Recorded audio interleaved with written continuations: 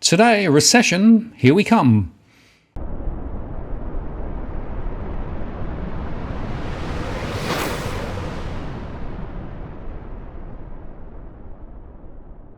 Hello again, it's Martin North from Digital Finance Analytics, one of those posts covering finance and property news with a distinctively Australian flavour.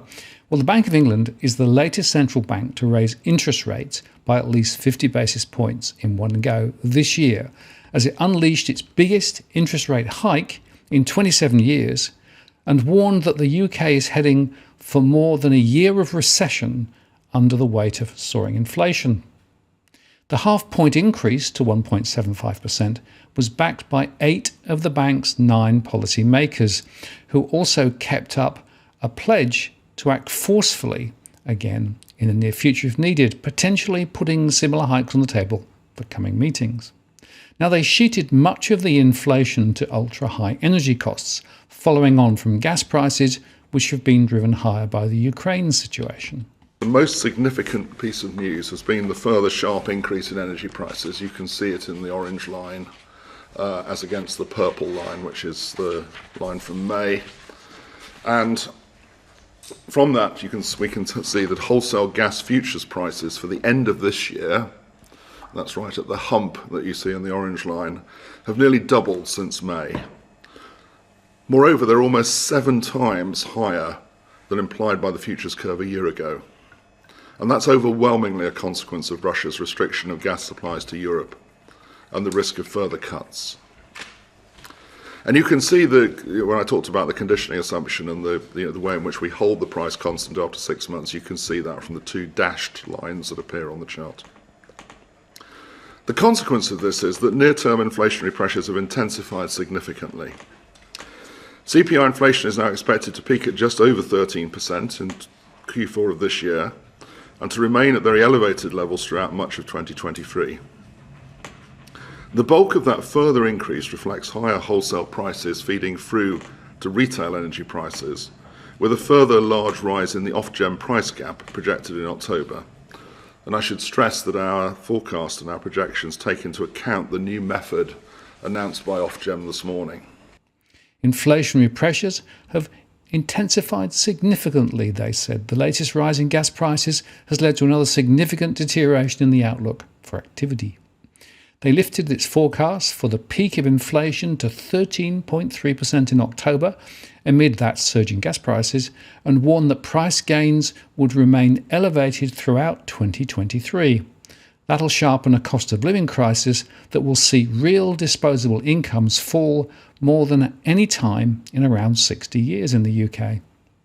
Even after billions of pounds of government support for struggling households, families are set to be around 5% worse off by the end of 2023, with incomes falling both this year and next.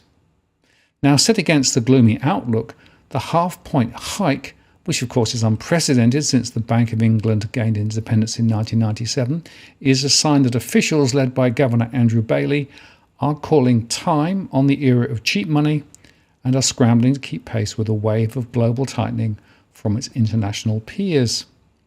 The Bank of England forecasts, based on average energy bills increasing by 75% to around £3,500 in October, highlight the scale of the challenge awaiting the victor of the race to replace Boris Johnson as UK Prime Minister. This does beg the question, though: how will inflation be tamed by lifting rates, given international gas prices are one of the key drivers? Hi, Ashley Armstrong from The Sun. A few months ago, you used the word apocalyptic to describe the rising food prices. Now it's getting to 13.1% inflation. What word would you use? And then secondly, you asked for people to show restraint when asking for wage increases. Given that most of, or the majority of that inflation is actually coming from Russia's invasion of Ukraine, do you regret telling people that they should be restrained in asking for pay rises? Well, the food situation was very serious, and of course remains very serious. I go to many international meetings, G7, G20, and there's no question that when you went to those meetings, there were very great concerns about the situation in world food supply. I mean, the good news is, I think there's several pieces of good news. Actually, food commodity prices have, on balance, come down over the last few months. And unfortunately, the gas prices, of course, more than overwhelmed it going the other way. But food prices have come down. And I think that reflects a number of things. It reflects the fact that actually, there's been some quite good news on potential crop yields in other parts of the world, which will somewhat compensate for the Ukrainian problem. And of course, we've all got, we're all hoping that the ship that left Odessa this week will be the first of many, and that too will of course provide much needed relief. We have to watch it very clearly. I mean, food is another element of the inflation story here. We've put a lot of emphasis on energy because it's the big one, but food is another element. On your point about wages, let me make it clear. What I said was that if people pursue very high wage increases, then we will have these second round effects and we will get persistent inflation. Let me also say, I mean, the question I was asked didn't include it, but as you'll see from what I said in the opening remarks today, of course that also includes price increases as well, because you can't obviously take these two apart. And we remain concerned about, as we said earlier, about this question of persistence and the question of the role of domestic price setting and how that could play a part in it. But I want to emphasise this point about high wage increases. It wasn't any wage increase, it was high wage increases. Now I would note that quite a few other people seem to have made that remark also in the intervening period. I want to finish by just going back to a point I've made quite a few times since then, and I'll make it again because it goes back to an earlier question. Another reason why we have to be concerned about this is precisely the point that rightly has been made by a number of other questions, that it is the least well off who get hit hardest by this, and it's the least well off who have the least labour bargaining power typically. And I would just emphasise that point. Now the pound paired gains and the 10-year gilts dipped after the move, which was accompanied by warnings that a UK recession will begin in the fourth quarter and will last all the way through next year. The governor said they focus on the inflation target and do not target exchange rates, but they do consider the potential implications. Hi, Easton Nelson from the New York Times. Away from energy prices, which obviously you've said many times in the past you can't do anything about, you've noted that there are some aspects of inflation that look to be easing. You said global commodity prices aren't going up anymore, the medium-term inflation expectations are lowering. So how, and because you have this huge recession forecast, was there any pressure to move at 50, to act forcibly, so that you didn't feel out of step with your international peers, where they're moving 50, 75, 1 percentage point to avoid, an impact on the exchange rate, to avoid questions about your credibility, and to have this kind of stronger, more forceful, even though most of this is the short-term energy price increase?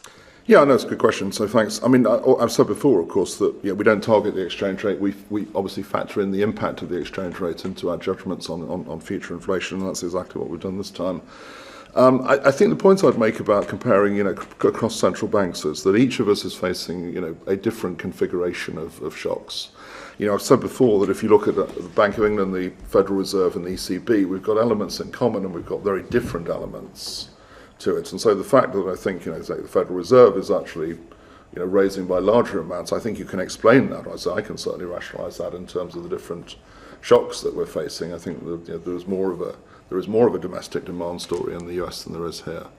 And so I think that's how I rationalise the different approaches. I think each of us, because we're independent, we're responding to the economies that we serve, are taking these decisions. And it's natural that those decisions will have elements of commonality, but they will also be different. So I think it's important. When people say, well, you should be doing what this other central bank's doing or that other central bank's doing, my response to that is, we look very carefully at the shocks that we're facing, but we also, of course, look very carefully at the shocks that other central banks are facing. A, to understand how they're responding, but B, of course, in many cases, because we're an open economy, they're affecting our situation as well. But we do serve the domestic inflation. It's domestic inflation that we are targeting. The significant recession forecast in their base case would be the longest slump since the financial crisis, with officials expecting the economy to shrink by around 2.1% in total. And a key section of the UK yield curve inverted after the decision, a sign investors are worried about an economic slowdown. The yield on 10-year government bonds dipped below the rate on 2-year securities for the first time since 2019. Alongside the decision, the Bank of England also laid out its plans for reducing the mammoth government bond holdings it amassed during the crisis. At this meeting, the MPC also provided an update on its strategy for beginning to sell the gilts held in our asset purchase facility portfolio. The MPC is provisionally minded to commence gilt sales shortly after its September policy meeting, subject to economic and market conditions being judged appropriate, and to a confirmatory vote, therefore, at that meeting.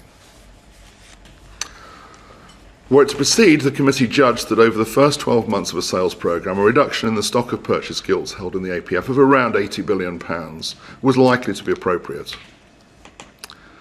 Given maturing gilts, this would imply a sales programme of around £10 billion per quarter. The planned details of the proposed programme are set out in a market notice released alongside the MPR. Active sales, the first carried out by a major central bank, are likely to start after a confirmatory note in September and will be in the region of around £10 billion a quarter. Including redemptions, the Bank of England sees this stock of gilts declining around £80 billion in the first year of the programme. An official said there would be a high bar to altering that plan. Sales of the far smaller holdings of corporate bonds will begin in the week starting September the 19th, the Bank of England said. Now, if you take all these things together, the moves represent a significant step up in its battle against inflation. While the Bank of England was the first major central bank to hike rates after the pandemic and has moved at every meeting since December, it has thus far stuck to smaller, more usual increases. That left it at risk of falling behind the curve, with some 70 other counterparts having shifted by a half point or more this year. The Federal Reserve raised by 75 basis points at its last two meetings, while even the European Central Bank kicked off its cycle in July with a half-point rise, and of course in Australia we also did 50 basis points. Elliott of The Guardian. A year ago you were forecasting inflation would peak at 4%. Now you're predicting it will peak at 13.3%. You say some of that higher inflationary pressure is becoming embedded in the economy, and that's why you're being forced to raise rates by 50 basis points rather than 25 basis points. Your critics say that having been asleep at the wheel, the bank is now slamming on the brakes at precisely the wrong time. They have a point, don't they? No, I don't think they do, but it's a point that obviously needs to be responded to. So as I said at the Mansion House recently, we've been hit, or the world economy has been hit by very big shocks. And for the UK, that means very big external shocks. Moreover, there have been no what I would call air gaps between these shocks. So if you think about the COVID supply chain shock, which we now begin to see evidence in terms of traded goods prices of it beginning to come off, that has been replaced by this huge shock that we're receiving in terms of energy prices, and obviously emanating from the actions that Russia is taking. And I think it has to be clear that the Bank of England cannot forecast that. I don't know anybody who reasonably can say they could have forecast a Ukrainian war a year ago. So that is a very important rebuttal to the point, Larry. The second thing I would say is that the point on the Bank of England taking action sometimes then goes to the question of quantitative easing. Did we do too much during the COVID crisis? And my response to that is as follows. I think if to sustain that argument, you really have to make the argument that domestic demand in the UK has risen, substantially as we came out of COVID. And that is simply just not the case. I mean, what we've had in the UK is a situation where GDP, has just about got above its pre-COVID level, but only just. And of course, if you take the forecast that we're presenting today, that is not going to be sustained. And what has actually happened is that we've had a series of supply shocks, going back to my point about global shocks. So, to sum up, I don't accept that argument, I'm afraid. The Bank of England forecast, based on a market path of benchmark borrowing costs that peak at 3% next year, shows the economy contracting about 1.25% in 2023 and a further 0.25% the following year. And unemployment, meanwhile, will climb to 6.3% by 2025. Inflation will peak above 13% later this year and will still be at 9.5% in the third quarter of 2023. After that, it will fall rapidly toward the 2% target as the recession saps demand. The decision feeds into an increasingly acrimonious debate about who's responsible for growing cost of living crises. The Bank of England has been blamed in some quarters for acting too slowly in face of the growing inflation threat, and Liz Truss, who's favoured to win the race to replace Johnson as Prime Minister, has vowed to sharpen the central bank's mandate if she takes power. The contest for the leadership has also made the task of forecasting the economy even harder. The final two candidates are offering widely differing views on tax cuts and borrowing levels, with front-runner Liz Truss advocating the more radical path. By convention, the Bank of England bases its forecast on announced government policy, so the predictions that they've made don't take into account anything brought up during the campaign, and the Bank of England governor steered carefully away from any political commentary in the press release and commentary. Monetary policy must be set taking into account the scale of the shock to real income while keeping our focus on inflation and inflation expectations. Returning inflation to the 2% target remains our absolute priority. There are no ifs or buts about that. At this meeting, the committee voted to increase bank rate by 0.5 percentage points to 1.75%. The committee judged that a more forceful policy action was justified at this meeting, as there have been some indications that inflationary pressures are becoming more persistent and broadening to more domestically driven sectors. Companies are finding it easier to increase prices, and the labour market remains tight.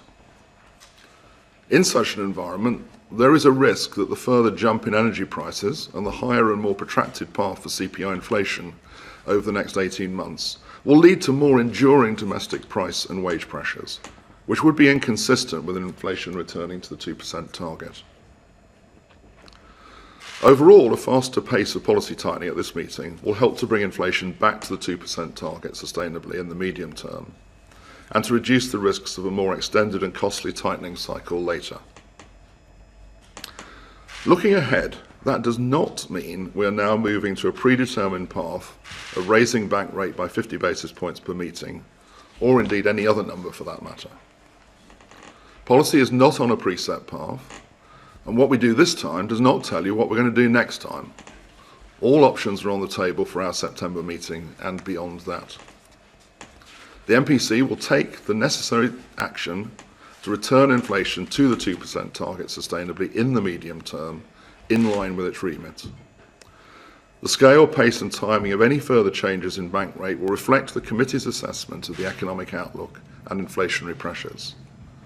The committee will be particularly alert to indications of more persistent inflationary pressures and will, if necessary, act forcefully in response. I recognise the significant impact this will have and how difficult the cost of living challenge will continue to be for many people in the United Kingdom.